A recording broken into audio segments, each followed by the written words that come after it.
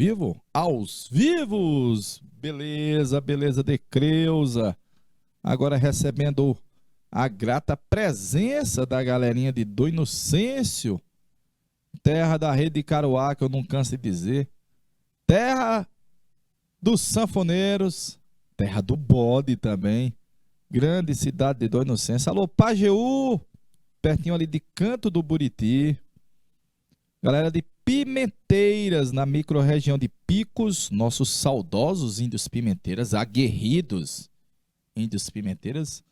Alô, galera de Piripiri, rapaz, sejam bem-vindos, Piripiri, Polo 16. Galera de Piripiri, terra boa. Santa Luz e galera de Uruçuí, rapaz, Uruçuí de Steel. Vê se conversa com a técnica aí, tia. Olha o Uruçuí aí, ó. Olha o Uruçuí, ó. Vê se conversa com a técnica aí para ver como é que a gente faz para melhorar o áudio. Galera de Uruçuí diz que não tá ouvindo nadex. Deu pra ouvir, tia? Vamos que vamos, né? Não, galerinha de Uruçuí, eles vão ajeitar, viu? Vamos ver aí, vão entrar em contato, vão fazer um ajeitamento aqui, acolá, ajeitar a birimboca da parafuseta, tico. Vamos lá, pegando a canetinha, ó. Galerinha, vamos começar com os pensadores. Esse daí é inglês. Ele participou, inclusive, das revoluções inglesas, estando presente na famosa Revolução Gloriosa. Ele era deputado puritano. John Locke. E eu lembro dele lá daquela obra que ele fala que todo mundo, quando nasce como se fosse com a folha de papel em branco na cachola. É vero, olha. A teoria da tábula rasa. Eu ainda vou lhe dizer mais ainda, que a gente não nasce com o pensamento já feito segundo o meu amigo John Locke, que são as experiências ao longo da vida.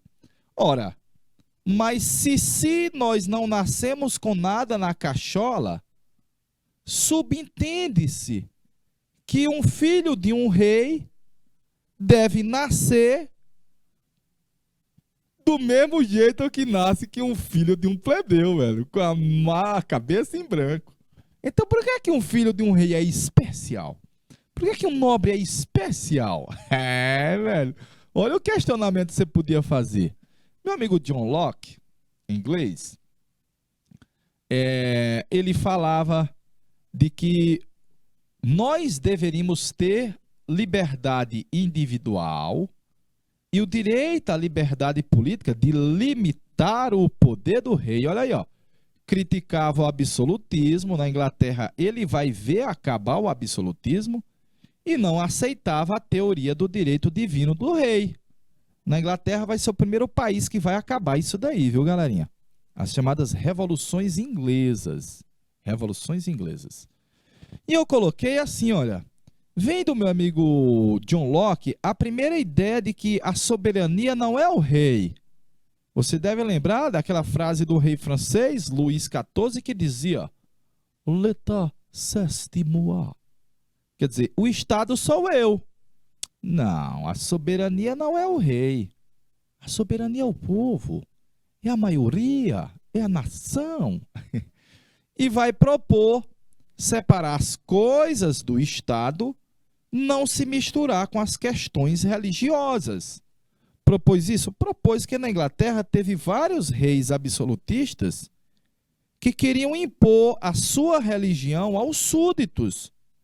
E o meu amigo John Locke disse, não, o Estado tem que garantir nossos direitos, e são direitos dos cidadãos, são direitos universais, que vale para todos, e são direitos inalienáveis. Você não pode passar o seu direito para outrem.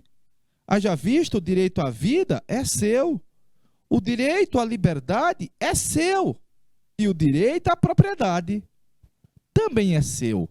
O Estado, o rei, nunca, never, do verbo jamais, ele pode atentar contra a vida do cidadão, contra a liberdade do cidadão, e contra a propriedade do cidadão. Oh, veja que parte disso daí também está lá na nossa Constituição atual. Deixa um minutinho na tela aí para a galerinha fazer John Locke, importante pensador inglês, viu?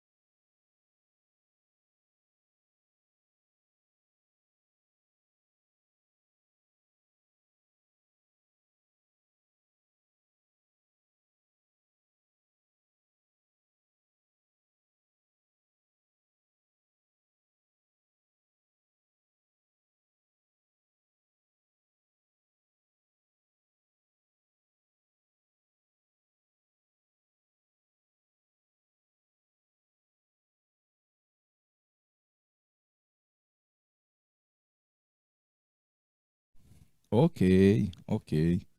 Vamos lá, galerinha. Vamos para o meu amigo Isaac Newton. Também é século 17, viu? Aí você pode dizer que esses dois ninjas são precursores vamos dizer assim, do pensamento iluminista. Tio, mas eu lembro do Isaac Newton lá das famosas leis de Newton. A primeira lei de Newton diz que se um corpo está em movimento,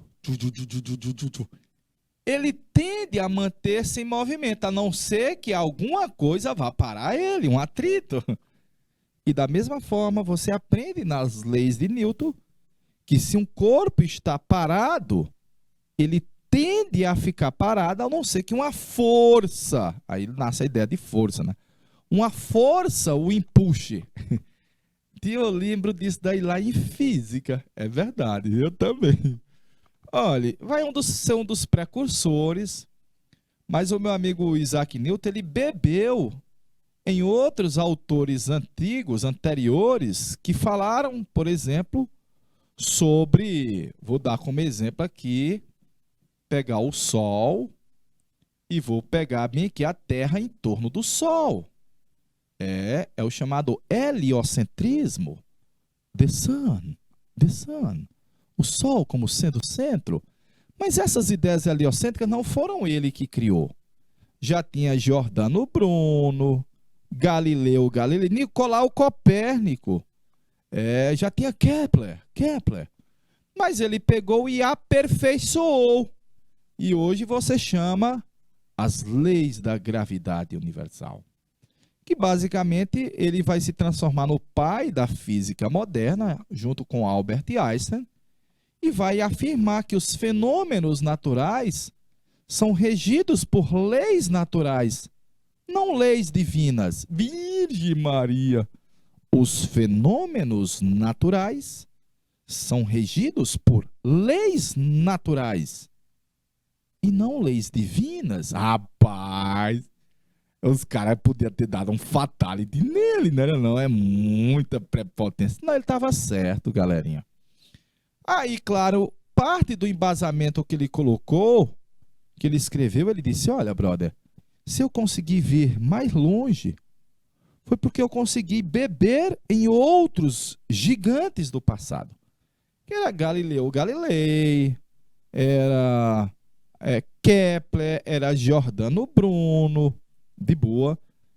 E o meu amigo Isaac Newton foi um dos que beberam nesses monstros lá dos anos 1500. Bacaninha? Meu amigo Voltaire. Aqui está o ácido Voltaire. O Voltaire, ele quando terminava um texto dele, ele se dirigia à igreja e dizia, a infame. Ele se dirigia à igreja e dizia, a infame. A alvenaria. E é dele a frase que diz assim, ó, O mundo será mais feliz quando o último rei for morto com as tripas do último padre. Ave Maria! Olha, o meu amigo Voltaire foi um dos pensadores do iluminismo e ele falava sobre a tolerância. Tolerância religiosa, tolerância de pensamento, mas ele ficou mais conhecido por causa da ideia da liberdade de expressão, que está resumida na frase aqui embaixo, ó. Posso não concordar com nada do que dizes, mas defenderei até a morte o teu direito de dizê-lo. Ah, papai! Fez muitas críticas ao antigo regime, ao absolutismo, falava nessa liberdade de pensamento do indivíduo e que nós todos somos iguais e deveríamos ser iguais perante a lei. Uma curiosidade é que o Voltaire foi uma espécie de assessor de um rei prussiano. A Prússia é a Alemanha hoje. Foi uma espécie de assessor do rei da Prússia. E aí ele achava que o rei poderia governar melhor se tivesse a influência de intelectuais, de pensadores, de iluministas. Não lê do engano. Ele passou uma temporada na Prússia e de lá ele voltou para a França indignado e disse: aqui é só um déspota esclarecido. Isso é só um tirano influenciado por algumas ideias iluministas. E era, velho, era. Faça o print aí, galera. Meu amigo Voltaire, viu? Meu amigo Voltaire. Voltaire.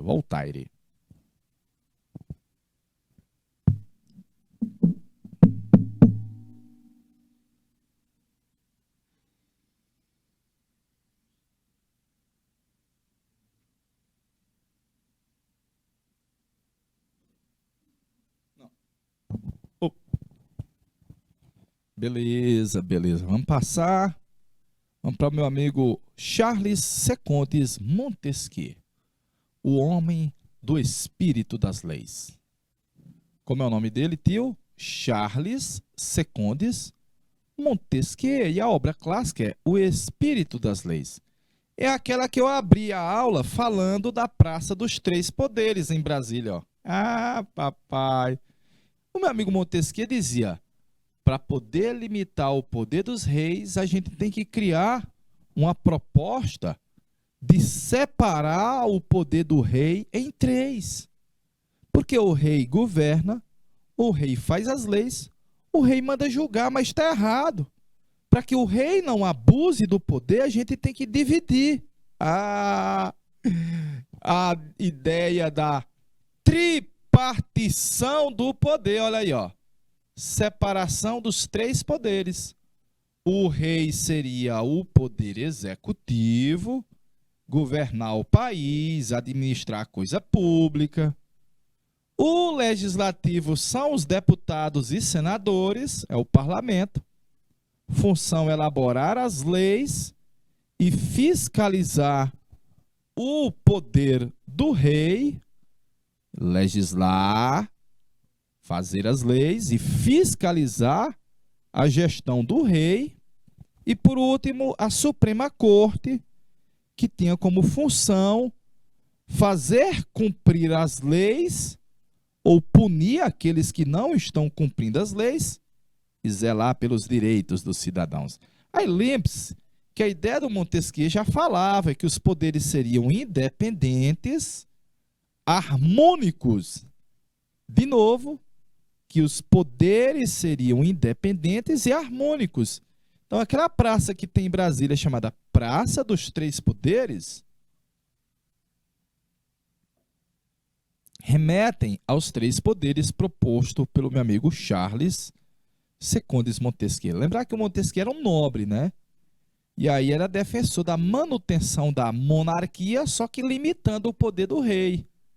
É uma ideia de conservar as monarquias, era dividindo o poder do rei com outras instâncias. Haja vista que ele era defensor da manutenção das monarquias. É uma verdade eterna. Qualquer pessoa que tenha o poder tende a abusar desse poder. Para que não haja abuso, É preciso organizar as coisas de maneira tal que o poder seja contido pelo poder. Charles Secondes Montesquieu. Minha príncipa, deixa um realzinho de 1 minuto aí na tela para a galerinha, por favor.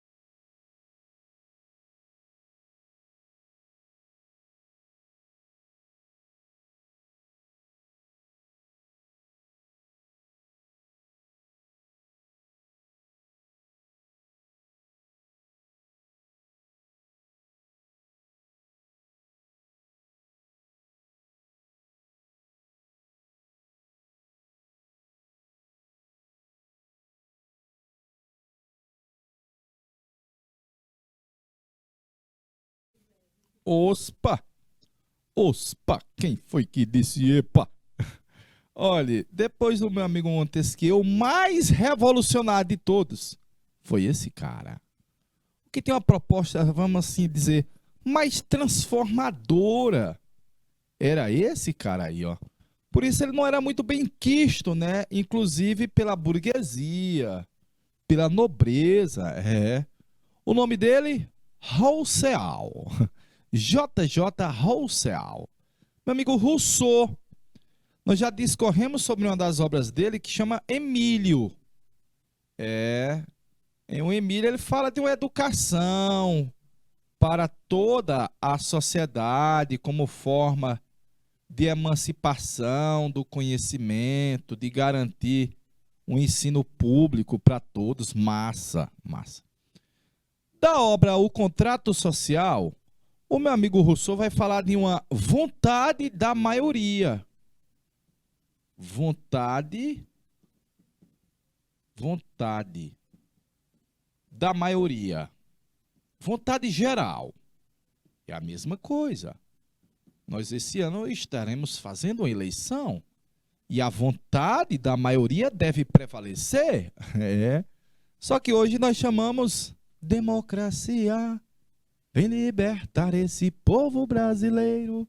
Democracia é um Estado democrático, com a participação, com um governante governar ao interesse da vontade da maioria. Se por acaso o governante não governar o interesse dos governados, ora, os governados podem quebrar esse contrato, entre aspas, esse contrato social. Podem derrubar o governante. Nasce aqui a ideia de revolution, viu? A ideia de revolução. e a ideia da igualdade de todos perante a lei. Então, essa ideia do meu amigo J.J. Rousseau, meu amigo Rousseau, ela vai se tornar revolucionária numa França, numa Inglaterra, vai influenciar até o Brasil na Inconfidência Mineira, quando a galerinha vai dizer: ei, brother, o governo português não está garantindo os nossos interesses, está governando só para ele, velho. É. Dois. Discurso sobre a desigualdade entre os homens. Ah, aqui está o problema. Na verdade, o Rousseau ele vai dizer assim: ei, você sabe os índios do Brasil? É, os índios. Lá no Brasil não há desigualdade social. Sabe por que é que lá no Brasil não havia desigualdade social? Entre os índios. Porque entre os índios não há ideia de propriedade privada. E o mal maior que existe no mundo moderno é a propriedade privada. Meu Deus! Ele é o fundo da desigualdade entre as pessoas. Então, o que é que o Rousseau está criticando principalmente? A ideia da propriedade privada. Por isso que a burguesia não bebe essa ideia dele. Apesar de combater os privilégios sociais, ele combate também as grandes desigualdades. E ele citava que aqui, por exemplo, os índios, como não tinha a ideia de propriedade privada, não havia desigualdade. O homem nasce bom, a sociedade e a propriedade é que o corrompe. Então está vendo aqui que o Rousseau ele tem uma ideia muito mais revolucionária de uma educação para todos, de acabar com a propriedade privada, vinha falando em vontade da maioria. Na realidade, essa ideia de fim da propriedade privada vai influenciar, sabe quem? Os comunas depois, viu? Ah, papai! Lá no século XIX vai influenciar os comunistas, Karl Marx e Friedrich Engels. É, velho. Faça o print aí, galerinha. Faça o print, per favor, em italiano. Em italiano.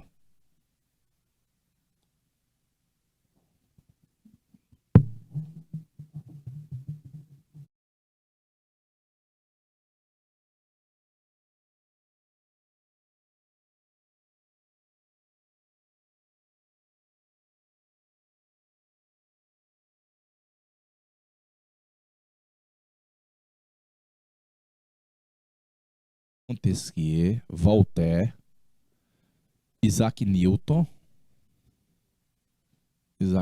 em inglês, e agora Rousseau.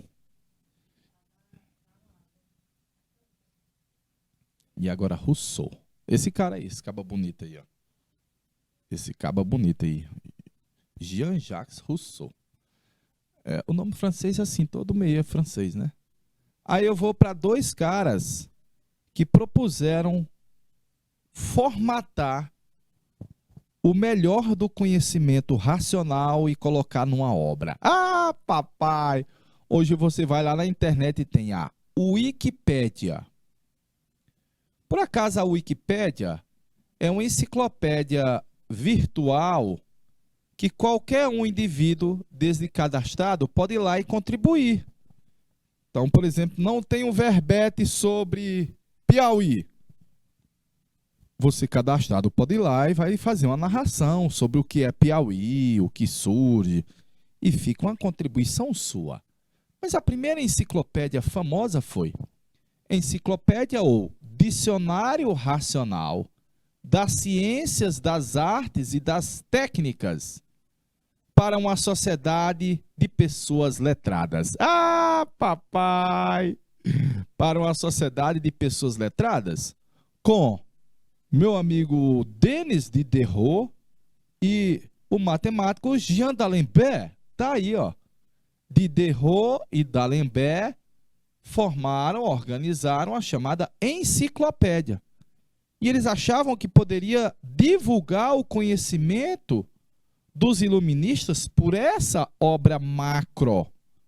42 volumes, né? 42 livros com conhecimento quase de tudo no mundo. A razão viria através de uma grande enciclopédia.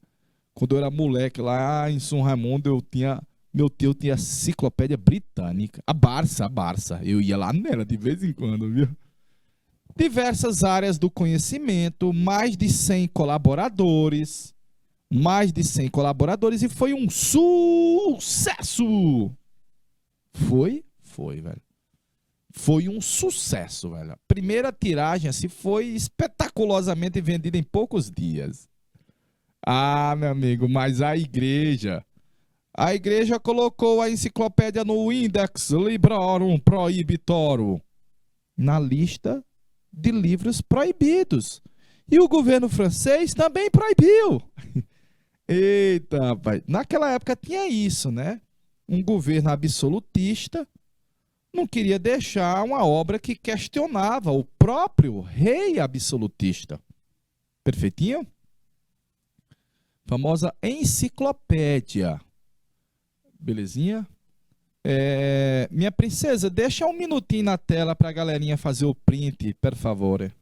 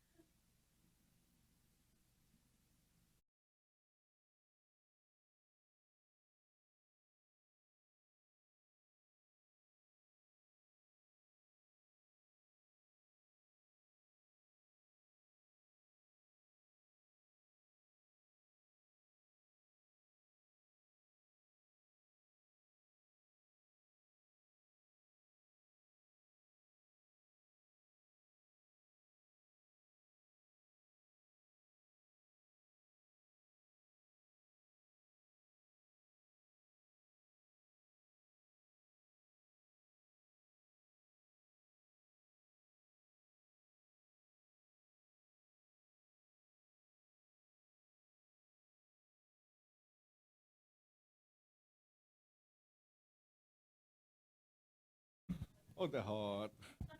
Vamos lá. Vamos lá, povo.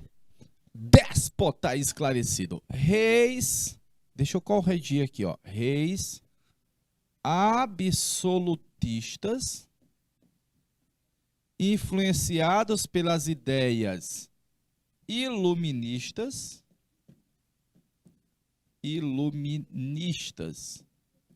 se espalhavam pelas Europa e ganhavam certa aceitação popular. Ou seja, sem deixar o autoritarismo e o controle do Estado, é o absolutismo, sem deixar o absolutismo de lado, esses monarcas adotaram algumas práticas dos iluministas, buscando modernizar o país, ganhar apoio da burguesia, isso é importante, enfraquecer o clero e os críticos ao governo. É um déspota. O diabo é déspota, tio. Déspota é um tirano, velho. Ele governa de forma autoritária. Ele é um déspota. E é um déspota esclarecido porque ele é influenciado pelas ideias iluministas. Ele foi esclarecido pelas luzes. Galerinha. Tá aí. Nós vamos ter como exemplo de despotismo esclarecido o meu amigo Pombal. Na próxima semana você vai ver o Pombal aqui no Brasil. Nós vamos dar uma pincelada sobre a atuação do Marquês de Pombal, que para o Piauí teve uma importância muito grande. Haja vista que quem fez o Piauí como capitania foi ele e a nossa primeira capita, que é Oeiras, é homenagem a eles. Né? Antes de ser Marquês de Pombal, ele foi Conde de Oeiras.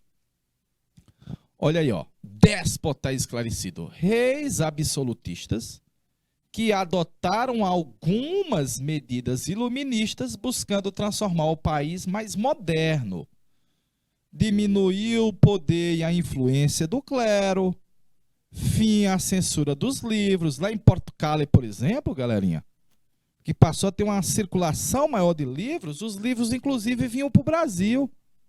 Então, lá na Inconfidência Mineira, Tomás Antônio Gonzaga, na sua biblioteca, tinha livros de Voltaire, de Rousseau, de Montesquieu. Olha aí, velho. E vai haver uma ampliação da educação e vai retirar o controle da igreja da educação. Isso é importante, viu? Secularizar a sociedade e a educação. E do comércio, eu já visto que esses países não se industrializaram, mas eles vão dar um know-how para o crescimento comercial. Em Portugal, foi Marquês de Pombal. Lembrar que antes dele ser Marquês, ele foi conde da cidade de Oeiras. Daí o nome da nossa primeira capita, Oeiras do Piauí. Faça o print aí, povo. Faça o print, por favor, em italiano.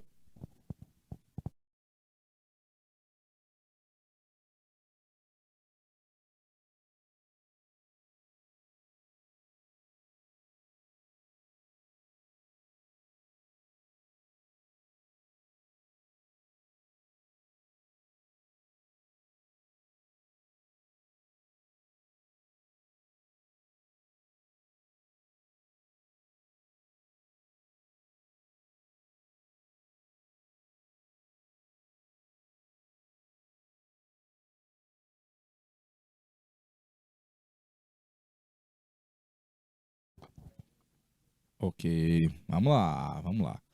Aí tá Catarina II da Rússia. Aí tá Frederico II da Prússia, galerinha. Prússia é a Alemanha, viu? Atualmente. Sabe quem foi amigo dele? Serviu a corte do rei Frederico II? Voltaire. Foi o Voltaire que disse que ele não passava de um déspota esclarecido, à medida que ele continuava sendo autoritário. Lá em Portugal foi o meu amigo Marquês de Pombal. Nós vamos falar dele na próxima aula. Vai ser um dos representantes do despotismo esclarecido. Na Áustria foi José II, rei austríaco, buscou diminuir a influência do clero na sociedade. Perfeito? Vou passar para a gente trazer um pouquinho do liberalismo econômico. A lei da oferta e da procura. O livre mercado. O Estado não deve intervir e nem participar da economia. Está aí. Atualmente você tem os neoliberais. Por exemplo, Paulo Guedes, meus pimpolhos. Zé Coutinho, alô Gerlane. O Paulo Guedes é um dos adeptos do novo neoliberalismo. Novo liberalismo. Primeiro eu vou fazer o meu amigo François Quesnat. A frase dele é clássica. Lights fire, lights passe, le monde va de lumene. Deixai fazer, deixai passar, que o mundo gira por si mesmo. No piauiês não precisa de o rei ou o Estado se intrometer na economia. Ah, papai! Deixe que as leis do mercado, elas próprias, se ajeitam, viu? O diferencial do Quesnat é que ele achava que a riqueza de um país seria proporcional à quantidade de terras. Haja visto que a riqueza era primária. Notadamente, se ele tivesse certo, o país mais rico, mais poderoso, mais forte do mundo seria a Rússia. E o pequenino Japão não seria nada, viu? Mas não é proporcional ao tamanho da Terra, viu, galerinha? Dos domínios terrestres. O outro que questionou o Quesnat nessa concepção da riqueza foi o pai do liberalismo econômico, o escocês Adam Smith, na obra clássica A Origem das Nações. Ele, além de falar da lei da oferta e da procura, ele diz, olha, é uma mão invisível, é a mão do mercado. Agora veja, a riqueza, para meu amigo Adam Smith, ela não vem da quantidade de domínios de terra ou da fonte primária. Ela vem da transformation. Ela vem da transformação. E do acúmulo de capital. Então, quando você olha para o Japão, que é só uma porcaria bem pequenininha em território, mas ele pega os produtos, transforma os produtos e faz novas riquezas. De boa? O tio Paulo Guedes deve beber muito nesse cara aqui.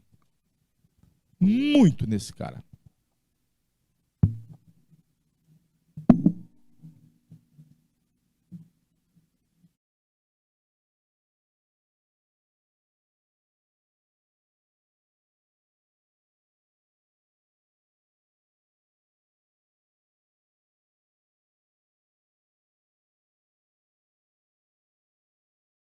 Aos vivos? Olha, atualmente nós temos os defensores de um novo liberalismo. Ah, eu vi uma reportagem, o cara dizia que o ministro da Economia do Brasil, Paulo Guedes, é neoliberal.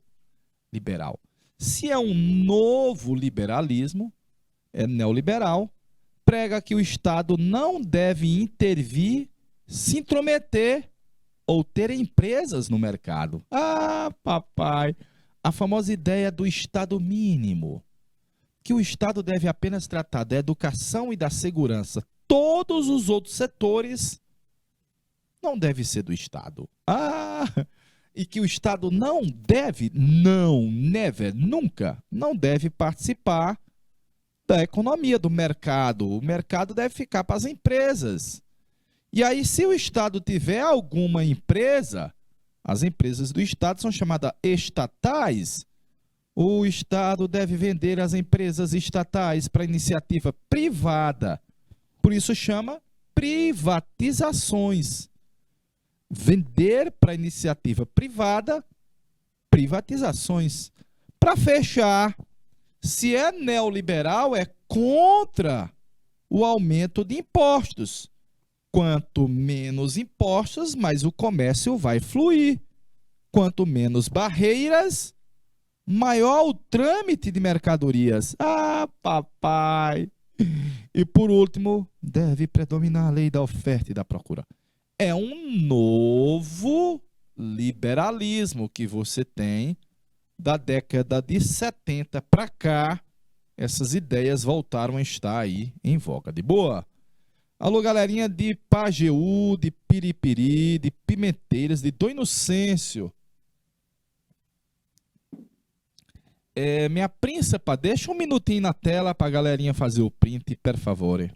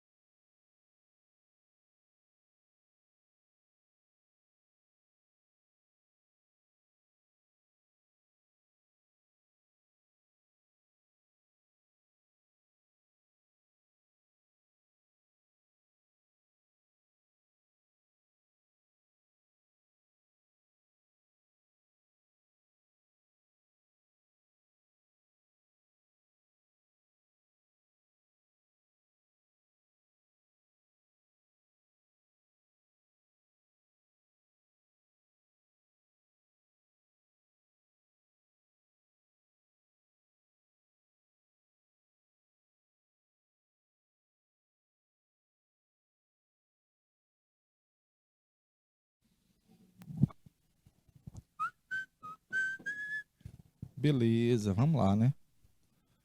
Tá aí a economia sob os ombros do trabalhador, na visão neoliberal.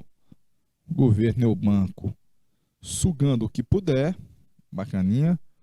A mão invisível do mercado, contrários aí ao neoliberalismo. E para a gente fechar essa temática, o resumo, as consequências e as questões. Luke Watt, mande um salve para Luian. Os homens só serão livres quando o último rei foi enforcado com as tripas do último padre. Ave Maria, aí é Voltaire, o bicho era ácido, viu? Quando ele terminava os discursos dele, ele botava a infame, que era a igreja, viu? O primeiro que cercou um pedaço de terra e disse é meu. encontrou gente inocentemente besta que aceitou, esse ninja estava criando a desigualdade social. Quantas guerras, assassinatos, infortúnios teria livrado aos homens aquele que, arrancando as estacas, gritasse: não confie nesse trapaceiro não, rapaz. A terra pertence a todo mundo. Viu, Luian? Ah, papai. Aí é o Rousseau contra a propriedade privada. E por último, Quesnar. Let's fare, let's passer, le monde va de lumene. Deixar fazer, deixar passar, o mundo vai por si mesmo. Ah, que é o mundo atual, tá doidinho aí, ó. Pra gente fechar, tá aí um resumo do iluminismo. Busca uma sociedade igualitária perante a lei e de acesso ao ensino público, busca a tripartição do poder, e aqui a ideia de soberania popular do Rousseau, viu? De democracia.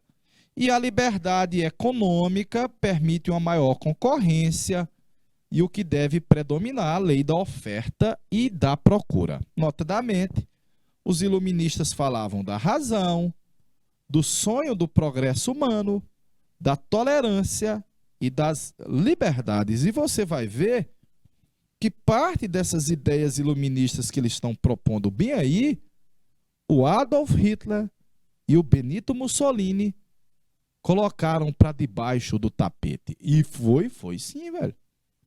Vão jogar para debaixo do tapete e as luzes vão se apagar na Europa.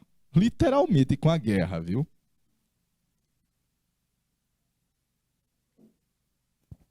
Beleza, vamos para as consequências. Olha aí, ó. Resultados. Consequências. Iluministas. Consequências iluministas. Vai haver o fermento ideológico para as revoluções da burguesia, resultando numa ascensão social e política da burguesia. Vai resultar nas revoluções que vão derrubar os reis absolutistas. Não em todo o país, mas em parte dos países europeus, sim. Buscando superar uma mentalidade medievalesca, os entraves feudais. E notadamente surgindo a sociedade de classes. E na sociedade de classes é diferente da sociedade de ordens. A de ordens foi ordenada por Deus. A de classe é da posição de cada um numa classe social, e essa posição é conforme o tanto de real que você tem, viu? Não é pelo nascimento. O triunfo das ideias de liberdade, liberdade de expressão, de opinião, e nasce os direitos do cidadão, do eu. O Estado tem que reconhecer o eu, meus direitos, direito à vida, à propriedade, à liberdade. E, notadamente, a nação não é mais o rei, é o conjunto de todos os cidadãos, ela é a sociedade. De novo, a nação não é mais l'état s'estimoa. Por último, vai haver uma modernização do Estado. Aqui está os concursos, olha. Aqui é os concursos, olha. Pessoas que têm uma maior propriedade de conhecimento técnico, bacaninha. Aos pouquinhos nós vamos mundializar a economia com a Revolução Industrial. E daqui a pouco se torna cada vez mais um mundo urbano industrializado. Urbano industrializado. Aí a burguesia disse: I love you. Ai, eu amo. De boa na lagoa. Essa parte aí das consequências, eu queria que a galerinha, evidentemente, tomasse nota, meu povo, nota. 1 minuto na tela.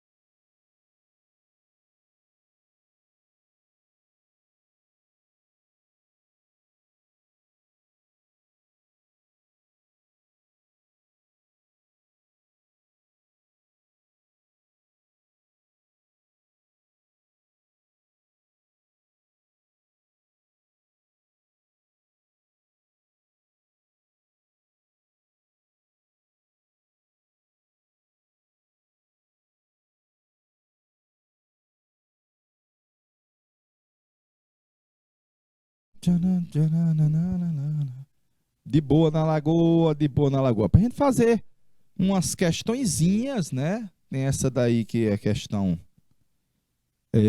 subjetiva, mas também tem as questões de marcar. 3 características do antigo regime que eram questionadas pelos pensadores iluministas. Pode-se afirmar que as ideias iluministas eram comuns no plural, eram comuns aos interesses da classe burguesa? Justifique. Porque os iluministas afirmavam que a razão traria luz para as trevas da ignorância? É, questão boa, viu? Se fosse deixar em linhas aqui, ó, às vezes o aluno, professor, quantas linhas? Posso não concordar com nada do que dizes, mas defenderei até a morte o teu direito de dizê-lo. E por último, diferenciar Rousseau de Voltaire. É difícil, velho. Essa sim que é muito boa. Essa 2 é muito boa, de boa, que numa prova elas certamente estariam lá, viu? Resumir as teorias econômicas de Adam Smith e de François Quesnay. Bacaninha? Deixa aí 1 minuto na tela para a galerinha fazer aí a notation disso daí.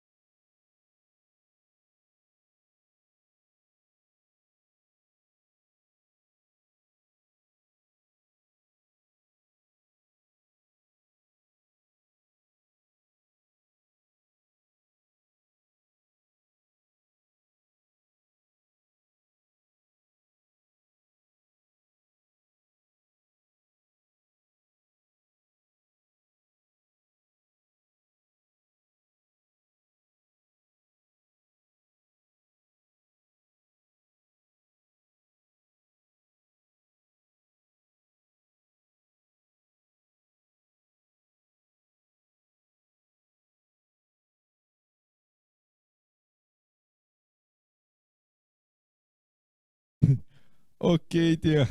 Ok, tia. Vamos pra frente, vamos pra frente. Essas daqui, essas 2 marcadas, a 2 e a 5, era pra estar numa prova, viu? É, aquelas provas difíceis. Vamos pra próxima. No período do Iluminismo, no século XVIII, o filósofo francês, o pensador Montesquieu, defendia o quê? Alô Pimenteiras, alô Uruçuí, galerinha do Uruçuí agora está aos vivos na escuta.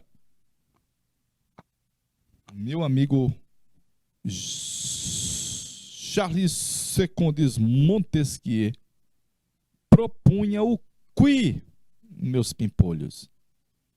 Propunha o que, galerinha? E agora?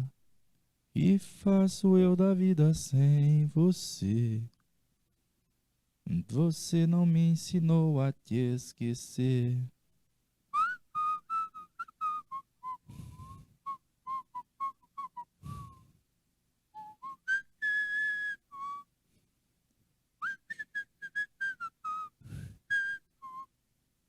Perdido no Brasil de outros braços. Vamos lá. Montesquieu defendia a divisão da riqueza nacional? Não, aqui talvez fosse o Rousseau, à medida que o Rousseau era contra a propriedade privada. A implantação de uma ditadura? Não, galerinha. Era contra o governo absolutista, então já está contra aí, ó. A divisão da política nacional e internacional também não é, galerinha. Não é dos iluministas a ideia de estimular o nacionalismo nos europeus. A formação de um poder moderador você vai ver na Constituição do Império do Brasil. O Dom Pedro I tem um poder moderador. A tripartição do poder. De novo, a tripartição do poder vem do Montesquieu. Executivo, legislativo, judiciário. Galerinha de Uruçuí, letra D de danadinho. Ah, papai. Próxima. Constituída de 35 volumes, contou com o trabalho de mais de 100 colaboradores. Montesquieu contribuiu com artigos sobre estética, Quesnay e Turgot sobre economia, Rousseau sobre música, Voltaire sobre filosofia, religião e literatura. Embora pretendesse mostrar a unidade íntima entre cultura e pensamento humano, as opiniões de seus autores às vezes divergiam. Sobre religião, por exemplo, era difícil chegar a um consenso, já que haviam alguns ateus, que não acreditavam de jeito nenhum na figura divina, e alguns deístas, que passam a ver Deus em quase tudo. As características expostas referem-se à obra conhecida como, interroga. Cartas inglesas não é. Cartas persas não é. Contrato social também não é. Segundo o Tratado do Governo Civil de John Locke, também não é. Aí a enciclopédia. Galerinha. Letra E, questão de vestibular, viu? Uma questão boa, viu? Uma questão muito, muito, muito boa. Vamos para a próxima? Para a gente fechar. Meu amigo Marquês de Pombal, português. Ministro do rei Dom José I, foi o responsável por uma série de reformas na economia, na educação e na administração do reino de Portugal e no Império Português, inspirados na filosofia iluminista e na política econômica do mercantilismo. Que intervenção, viu? Cabendo a ele a expulsão dos padres inacianos da Companhia de Jesus dos domínios de Portugal. Ó céu, ó vida, ó azar. O Marquês de Pombal foi um dos representantes do chamado papai. O meu amigo Marquês de Pombal foi um dos representantes do liberalismo? Não, porque ele fala já do mercantilismo. Mercantilismo é intervenção do Estado na economia, não tem nada a ver com liberalismo. Socialismo utópico e científico, aqui é somente no século XIX. Século XIX. Parlamentarismo monárquico ou monarquia parlamentar na Inglaterra. É lá que tem a rainha Elizabeth II, o rei reina, mas não governa. Aqui é um déspota, o que é um déspota? É um tirano. É um representante do chamado despotismo, esclarecido na questão de número 10, aí sobre o meu amigo Pombal. Na próxima semana, aliás, a nossa temática vai ser o chamado período pombalino, que foram as medidas feitas pelo famoso Marquês de Pombal lá em Portugal e aqui no Brasil. Para fechar, Sobre o iluminismo é correto afirmar.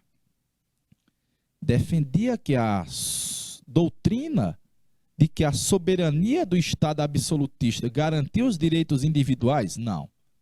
Soberania de Estado absolutista já não é iluminismo. Perfeitinho? Propõe a criação de monopólios estatais? Não, é contra. O Estado está intervindo na economia. Acreditava na prática do entesouramento como um meio adequado para eliminar a desigualdade social? Ora, se um cara está ficando mais rico, como é que vai acabar as desigualdades? Consistia na defesa da igualdade de direitos e liberdades, proporcionada pela influência da igreja? Nunca. Never. Do verbo jamais. Por último, o iluminismo criticava o mercantilismo, que é a intervenção do Estado na economia, a limitação ao direito à propriedade privada, que era um dos questionamentos da burguesia, criticava o absolutismo, as desigualdades dos indivíduos perante a lei, porque havia já aquela concepção dos privilégios de nascimento, portanto, letra C de campeão na questão sobre o iluminismo. De boa? Estou encerrando aqui a aulinha de história com a galerinha que está acompanhando lá em Dom Inocêncio, lá em Pajeú, lá em Fronteiras, deixa eu ver mais, em Piripiri, em Uruçuí. Você que estava logado, ligado com a tia Rosinha aqui aos vivos. Um grande abraço, até a próxima semana. Tchau! Valeu, povo!